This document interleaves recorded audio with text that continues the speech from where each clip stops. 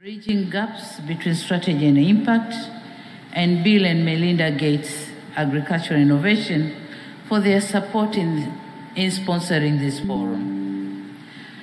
And also specific thanks should go to the Gender and Inclusiveness Unit, the Generation Africa platform, and other ecosystem partners for bringing us together at this special Youth Town Hall event, and without forgetting the speakers, moderators, and everyone who has contributed in one way or another to make the African Food System Forum 2023 very successful. Excellencies, distinguished leaders, ladies and gentlemen, and my youth. As youth form a large segment of the African population, they too have to raise their voice in matters that affect their life. Our gathering here at the Youth Town Hall gives an exclusive opportunity to listen to them. I repeat, to listen to them.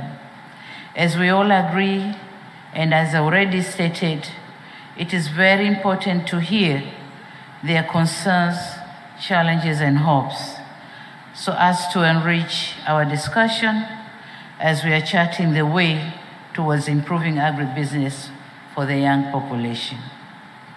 It is an opportune time for our governments to engage in discussion with youth and women on barriers and bottlenecks that prevent them from embracing agriculture as a productive sector that could enable them on their lives. We could as well get to know the challenges faced by those involved in agribusiness and the proposed possible solutions.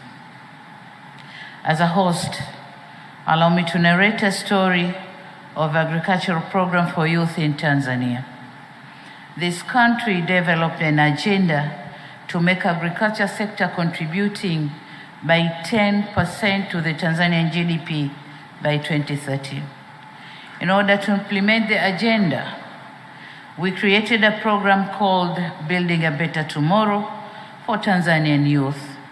The main goal of BBT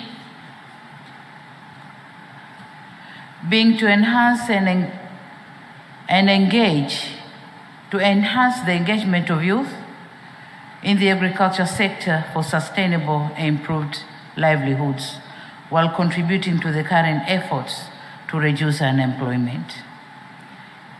Your Excellencies, the strategic objective of BBT are the following. 1, to inspire youth to engage in sustainable and profitable projects through crop production, livestock keeping, and fisheries.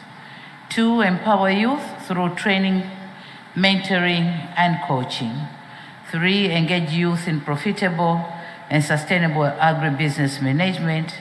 And 4, enable youth-led enterprises by improving business environment. As a national program, BBT was formulated through participation of government, researchers, private sector, youth themselves, and development partners. Major intention is to address challenges facing youth and women, which include access to land, limited financing, marketing challenges, and issues of inappropriate technology. The program envisages to create 3 million direct and indirect jobs by 2030.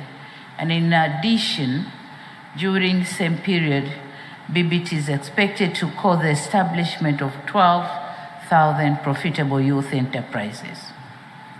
Since its inception in 2022, BBT has successfully recruited 1,252 youth and women, and so far, 812 have been enrolled to undertake a 4-month agribusiness training in 13 incubation centers for crops and 240 for livestock and 200 for fisheries.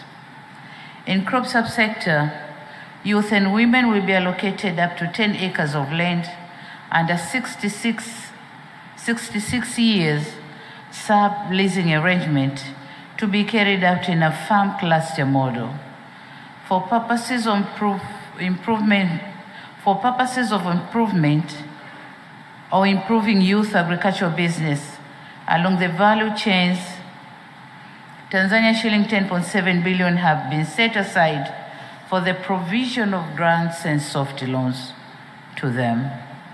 There already exist positive indications that youth can be a center for food systems transformation in our country. This is possible only if the government is assured of a genuine support and the commitment of the private sector and other players like development partners. Your Excellency, ladies and gentlemen, that said, let me assure this August gathering that Tanzania is determined to promote agricultural sector for not only its own benefit, but also for Africa and beyond.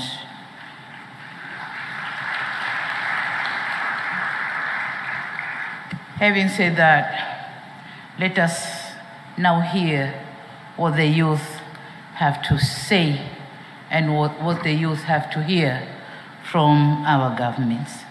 Thank you very much for your attention.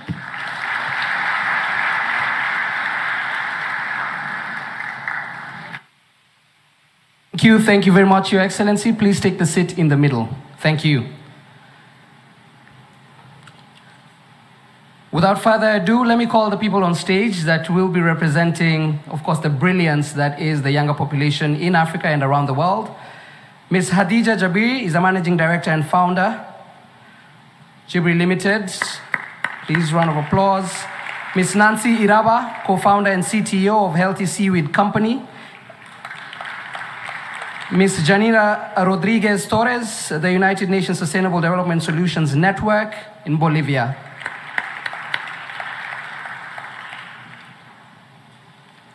And George Ndirango, Communications MasterCard Foundation. All right, here we go.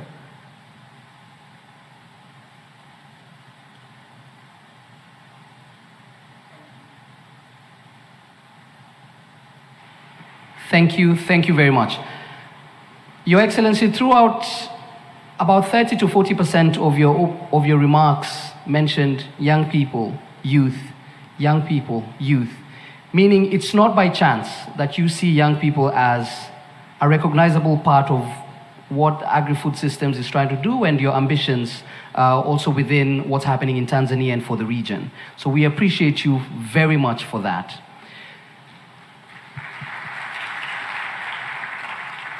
The young people will all ask you one specific question, and then we'll get to hear your feedback on the same before we move on with the agenda. But let's please start off with you, Ms. Khadija.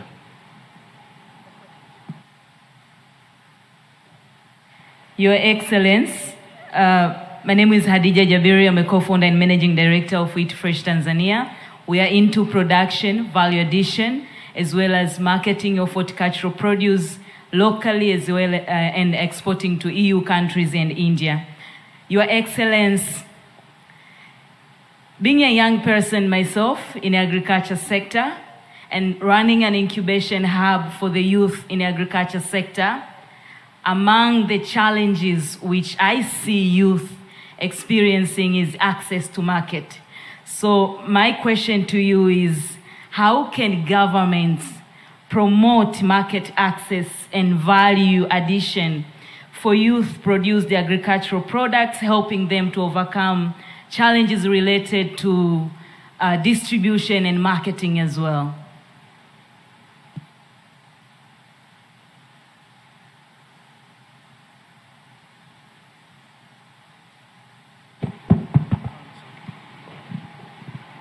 Thank you very much, and I thank you, the moderator, for setting this stage for discussion. And since I'll be delivering my message to the Tanzanian and East African youth, and probably, I'm sure, the Malawi, Zambia, Mozambique, and others are following this session. So in order for my message to go clearly to the youth, allow me to use the national language, Swahili, because Swahili is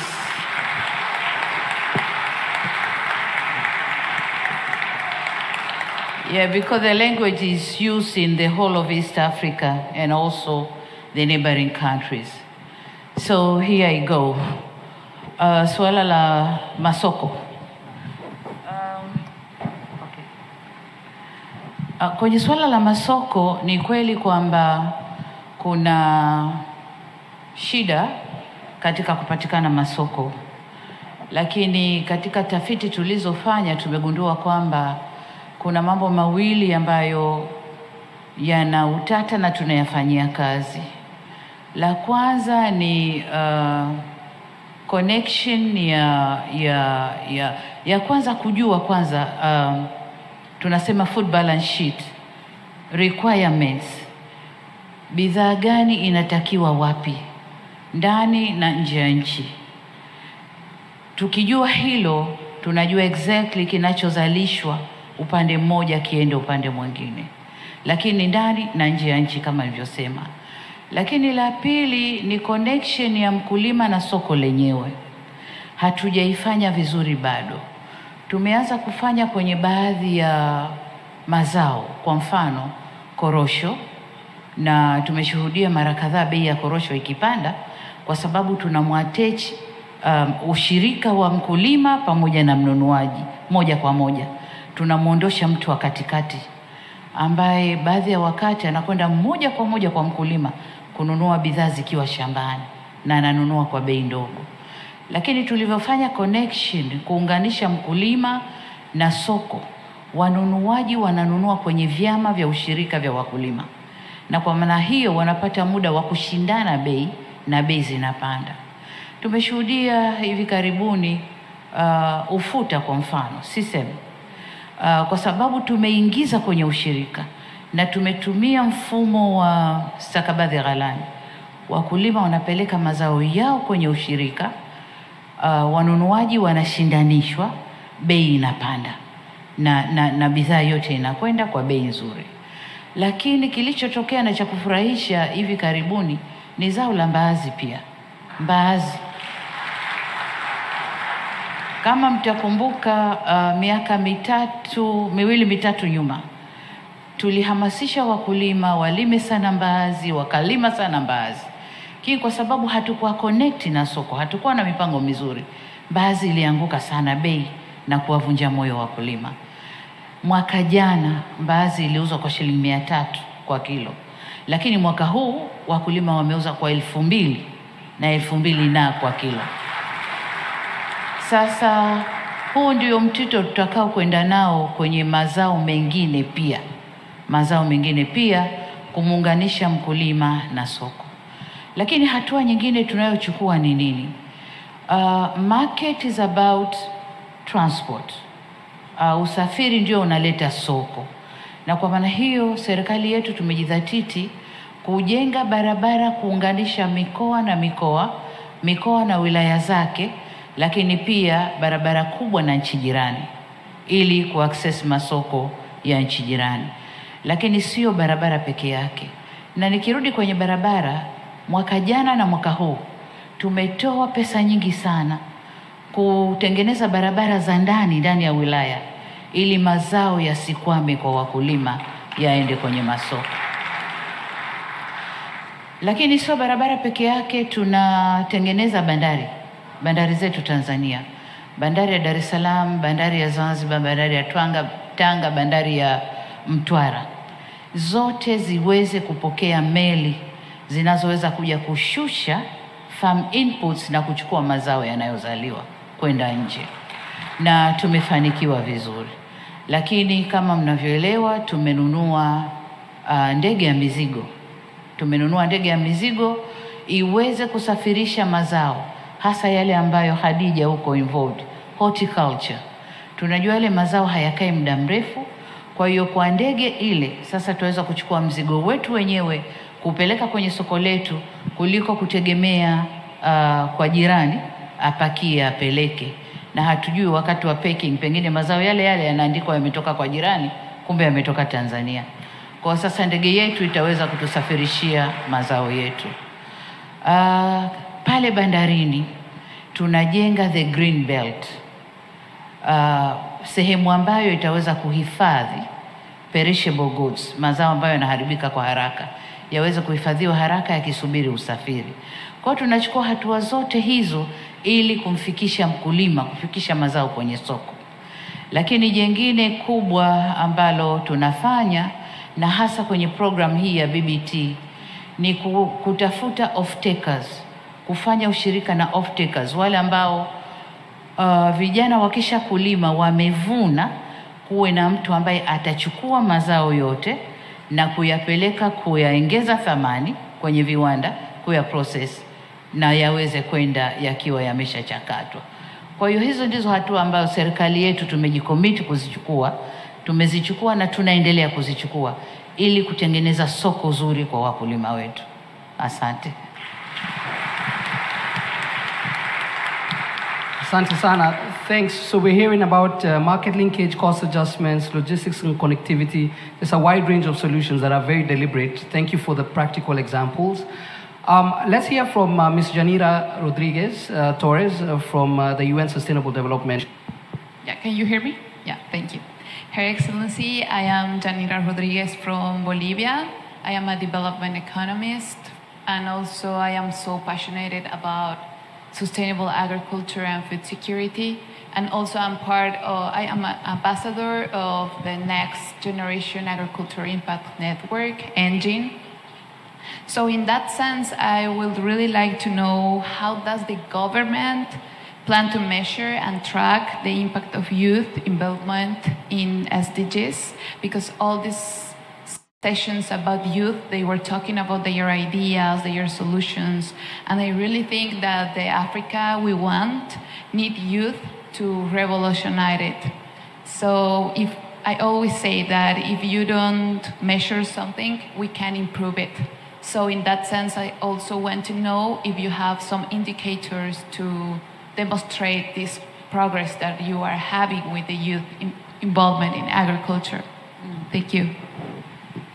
Asante sana. Nadhani swali kwa nataka kujua serikali tunajipangaje kwa kutumia ICT kwenye kilimo, na tuna demonstrate vipi au tunaonesha vipi vijana ili kuwavuta kuja kwenye sekta ya kilimo. Sasa kwa upande wa Tanzania, hatua tunazochukua, kwanza nikubali kwamba katika karne tulionayo, ICT au hizi taarifa za kutumia mitandao na technology au teknolojia ya kisasa haiepukiki.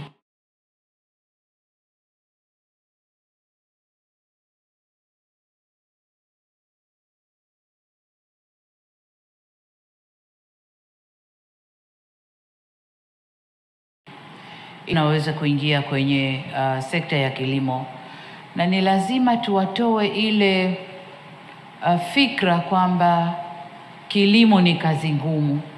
Kwa teknolojia inakwenda kurahisisha kilimo kwa vijana. Sasa Tanzania tumefanyaje? Tanzania kwanza tumejua kwamba kilimo ni kujua taarifa zake, na kwa maana hiyo tunawekeza sana kwenye research, tafiti, na kwenye tafiti tunafanya katika maeneo yote: kilimo, ufugaji na uvuvi. Kwenye kilimo tumejielekeza sana kwenye kwanza kujua afya ya udongo. Kujua afya ya udongo, lakini kabla hiyo kujua afya ya udongo, kwanza na data, ndipo tutakapoweza kutoa huduma nzuri.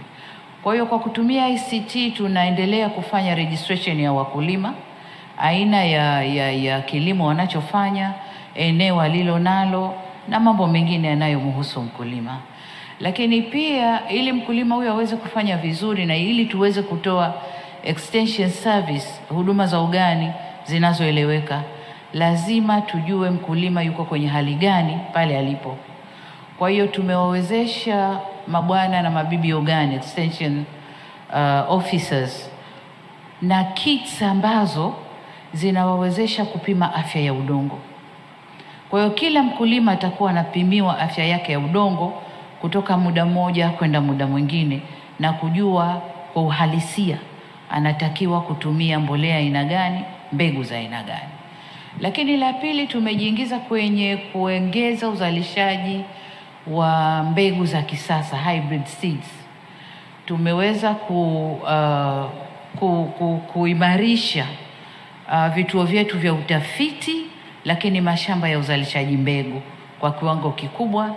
Tumeinvest kule ili wazalishe mbegu sana, na tuna mifano. Kwa mfano kule Arusha kuna taasisi ya mtu binafsi inazalisha mbegu na inagawa, nadhani inaitwa Meru, kampuni binafsi, lakini kuna na wengine. Vituo vyetu vya serikali na vyenyewe tumeviwezesha, na tunategemea ikifika 2025 labda 3/4 ya mbegu zitakazotumika hapa nchini zizalishwe hapa nchini, kama sio kujitegemea kabisa. Na ni mbegu ambazo certified, na ni mbegu ambazo zinahimili mabadiliko ya hali ya hewa, lakini pia zinaendana na hali ya udongo tulionao. Lakini la tatu, tunatumia ICT kwenye masuala ya umwagiliaji. Kama unavyotambua, zamani tukisema umwagiliaji ni kumwagilia hasa, ni kuchukua maji na kuyamwaga kwenye udongo ili mazao yaje kama inavyomwaga mvua. Lakini sasa tunamwagilia kwa kutumia utaalamu wa teknolojia ya kitaalamu, ambayo mti unakwenda kumwagiliwa kwa maji yanayotakiwa na muda unaotakiwa. Lakini pia kujua kwamba udongo ulio nao, aina ya udongo uliopo pahali, unahitaji maji kiasi hiki na sio kiasi hiki. Na hii pia itatusaidia kufanya matumizi mazuri ya maji tulionayo. Lakini tunakwenda kutumia ICT pia kwenye kuhifadhi mazao ya wakulima. Tunajenga vihenge vya kisasa ambavyo vina mitambo ya kurekebisha au kuregulate moisture, ule mvuke, na kuepusha lile tatizo la kuwa na sumukuvu kwenye mazao yetu. Tunakwenda kufanya hivyo kwa kutumia ICT. Kwa hiyo tunakwenda kutumia ICT pia kwenye marketing. Lazima tujue taarifa za demand and supply, matakwa na ugavi wa mazao yanayozaliwa ndani ya nchi. Kwa hiyo ni kweli kwamba ICT haiepukiki, lakini hata teknoloji ya kutayarisha mashamba. Tulizoea matrekta bugia hapo pagumu weka, lakini vyombo vinavyokuja sasa hivi, mitambo inayokuja sasa hivi ni ya kisasa, na ndio itakayotumika kwenye BBT program. Kijana ajisikie fahari anaendesha trekta ambalo liko automated. Anakwenda kuendesha combine harvester ambayo iko automated. Inafanya mambo mawili matatu, sio kuvuna tu, lakini pengine kupembua mazao mazuri na mazao mabaya na kuweza kuweka sehemu mbalimbali. Kwa hiyo ICT haiepukiki, na serikali yetu tumejidhatiti, tuko committed kuelekea huko. Asante sana.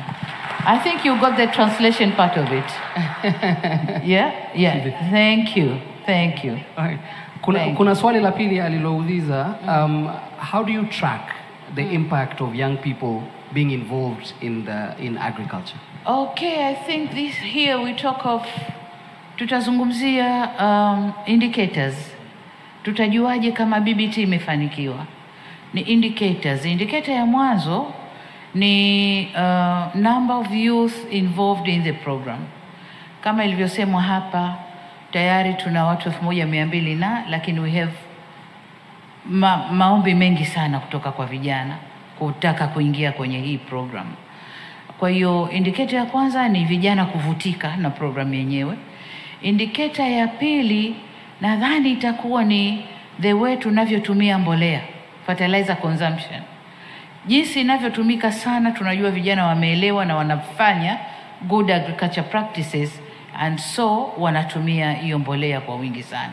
Kwa consumption ya mbolea itatupa indication kwamba kuna positive impact. Lakini ya tatu, productivity, tija itakayopatikana kwenye kile kilimo ambacho vijana watakuwa involved. Na indicator nyingine nadhani soko, jinsi utakavyoweza kupeleka hayo mazao sokoni na jinsi vijana watakavyoona wana improve maisha yao. Ile ndiyo indicator kubwa sasa. Maisha ya vijana yanavyoendelea kustawi, hiyo ndiyo indicator kubwa sasa. Lakini indicator nyingine ni kuona tunashusha food inflation ya chakula ndani ya nchi.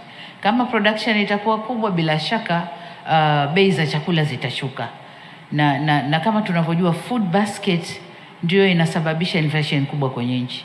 Kwa hiyo tukiweza kushusha food basket inflation, tutakuwa ni indicator nzuri sana kwamba vijana wanazalisha kwa wingi.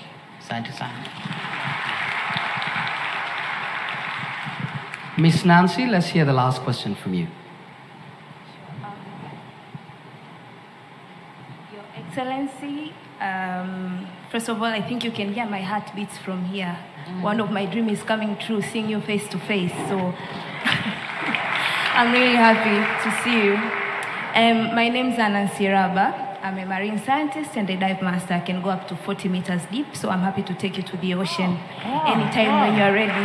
Wow. And I'm a co-founder and CEO of Healthy Seaweed Company Limited, in which we are innovating different seaweed for food to allow people to include seaweed in their diet. So we are making revolutionary dietary for seaweed foods for people to include in their diet, because Tanzania, we're the first largest producer of seaweed. Why not consuming it? So that is what my company is standing for.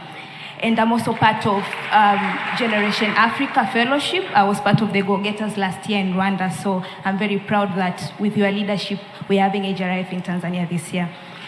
And coming to my point, because I'm a Tanzanian mermaid, so I'll go to the blue economy. So as we know that Africa has a great ocean line, approximately 30 kilometers long. Given the importance of technology and innovation in blue economy, how can government provide access to technology, research, and data that can empower young entrepreneurs in the agriculture sector? Thank you. Thank you, Nancy, for that very technical and good question. Blue economy ni kwa Tanzania ni sekta mpya. Na Tanzania bara ndio sasa tunaanza kudevelop sera ya blue economy. Lakini kwa Zanzibar tayari wamesha develop sera na wameanza kutekeleza. Sasa wakati tuna develop sera ya blue economy, Zanzibar could be a good model kwa sisi kusoma. Sasa kwa wenzetu Zanzibar walichokifanya ni kwamba wameanza swala la blue economy, aqua culture, aqua farming muda mrefu sana, lakini wameanza wakiwa hawana mwamko mkubwa.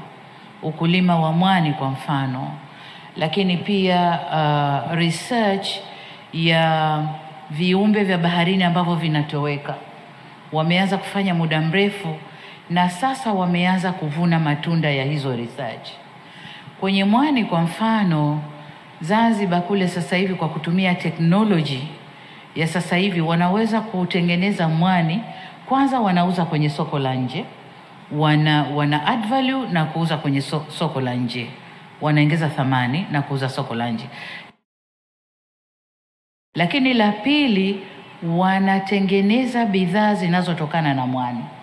Nimeona cosmetics zinazotokana na mwani, nimeona madawa yanayotokana na mwani, na wanafanya mambo tofauti tofauti kwa kutumia technology ambayo sofa wanayo.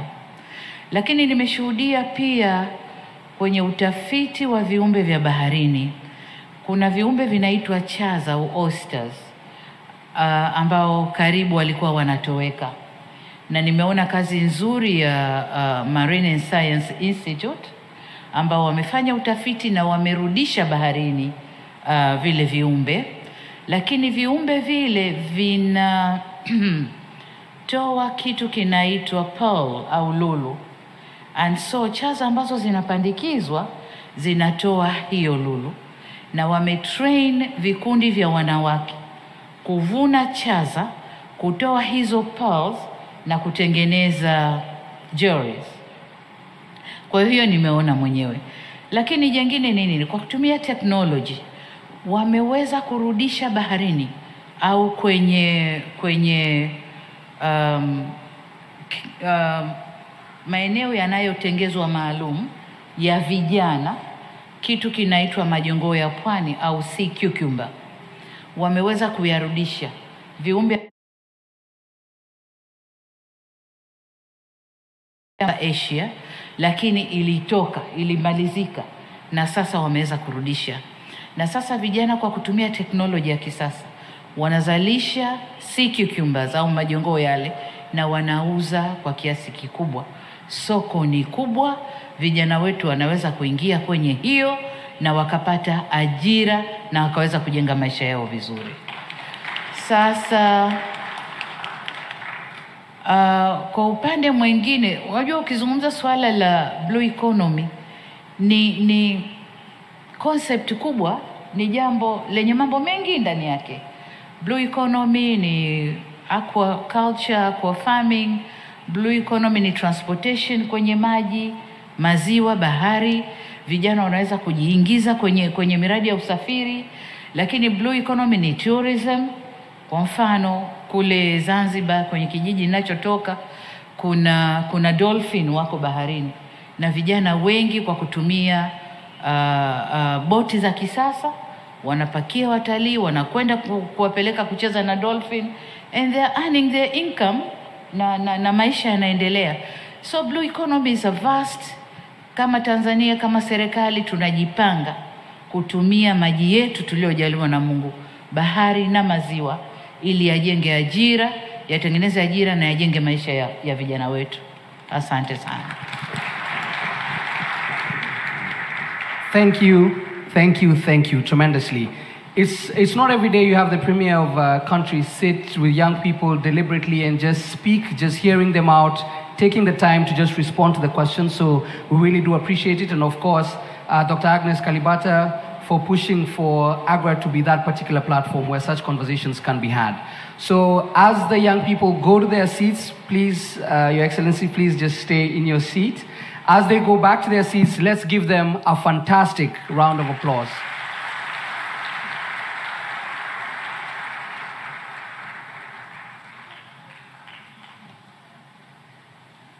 Anyone to take pictures, please?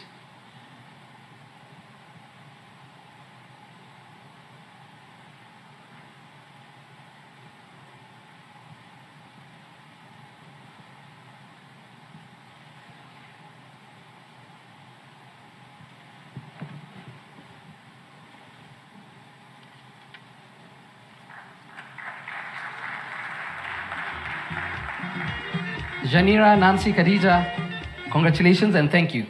Thank you very much. All right.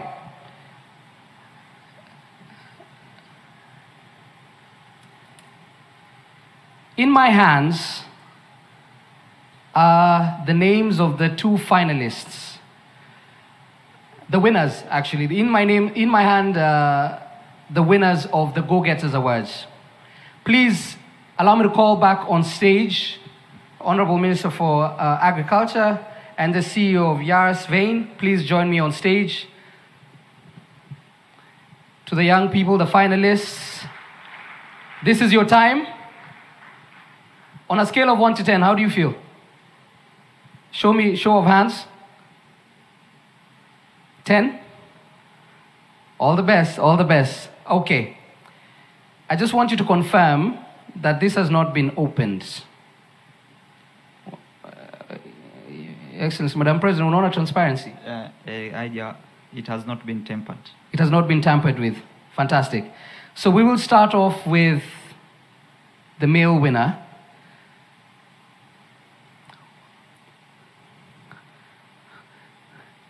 Yes, please open. Let's all in the room give Drum rolls, please. And the winner is? The winner is Ikena Nzewi, Relief Marketplace, Nigeria.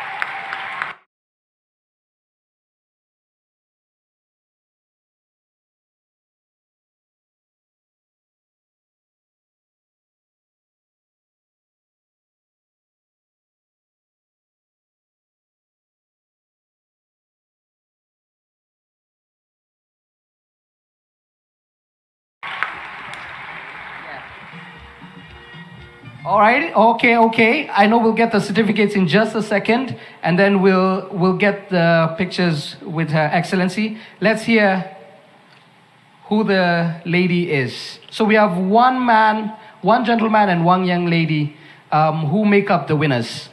And the winner is?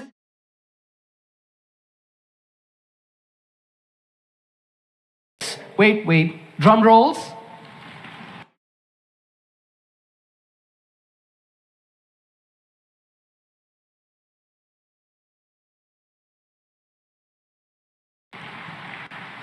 Okay. Congratulations, please join us on stage. Let's kindly have the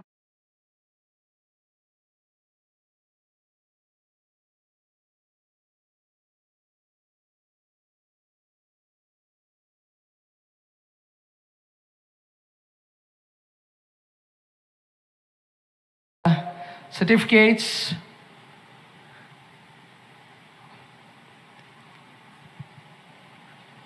Thank you. Please, let's all kindly join. Yeah. Cool. Let's take those.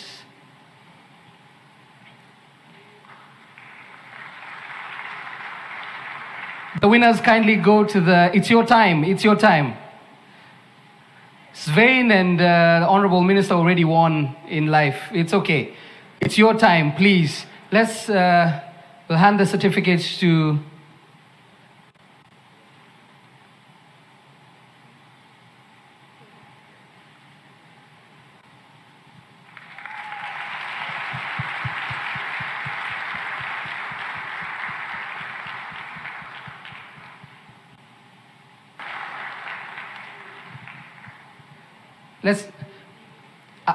how you're the one who said you feel like 10 out of 10, and now you're here. How do you feel? I was surprised, really surprised right now. We'll give it a bit to settle in. What about you? It's an honor to be here. I'm very, very excited about this, to bring this back to our company and our team that are doing the hard work in the field. Great to be here. Fantastic. Let me get out of your way. Please take your pictures. Let's kindly have, please, His Excellency, the Vice President, join us on stage. Dr. Agnes Kalibata, please join us on stage as well as we take our final pictures.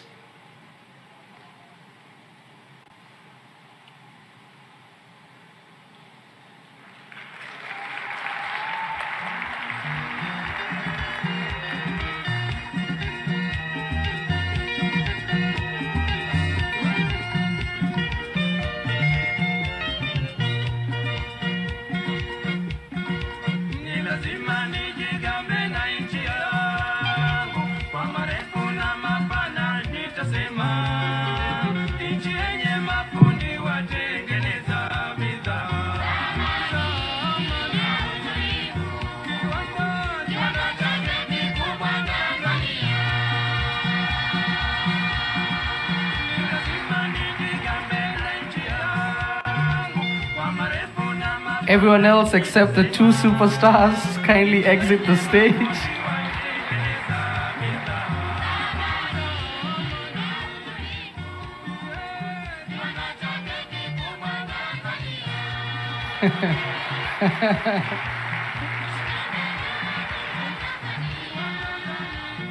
Thank you, thank you, thank you. Yes, you are. We appreciate you very much. We appreciate your time. We cannot express our gratitude enough for having a youth town hall session that dedicates it to the youth. So we hope that everything goes according to plan, and we wish you the very best. Thank you.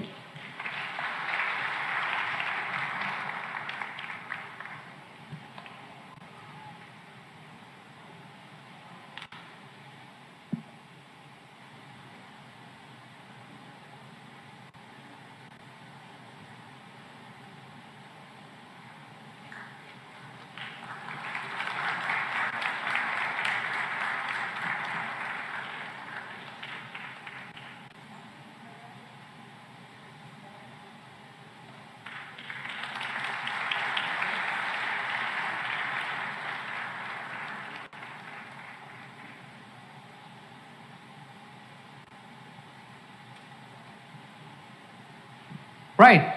So we've had a game we played at the beginning. We've heard from Her Excellency. We've seen the dignitaries. We've heard from the young people. We've given their words. Safe to say we had a fantastic opening session. We really appreciate your time. I've been your moderator and host, George Ndirango.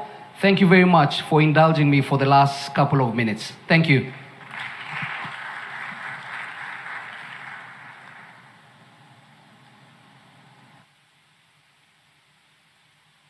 My dear colleague, over to you.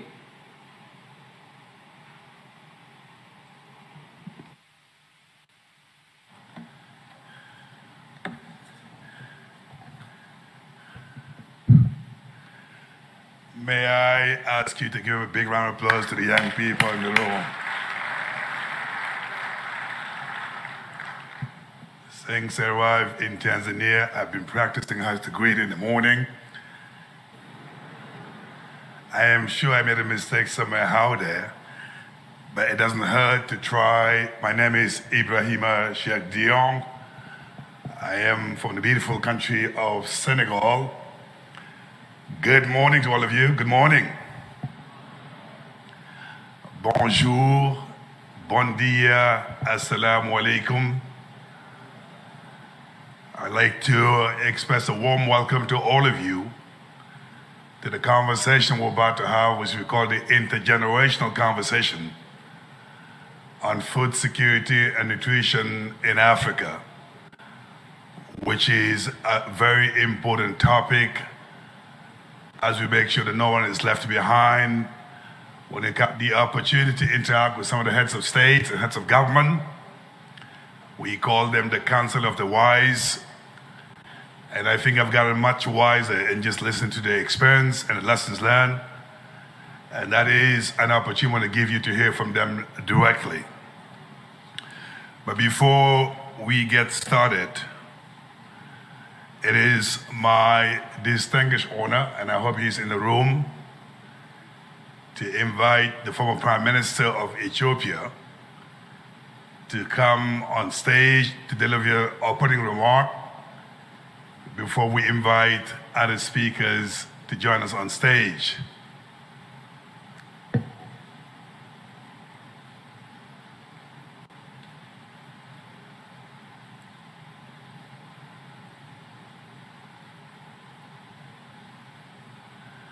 I can see that the former Prime Minister is not here, so we'll have to improvise until he gets here to make sure we actually have his opening remarks before we get to the conversation. So what I'd like to do now, just to invite Dr. Ismail Eliwafi, who is the Chief Scientist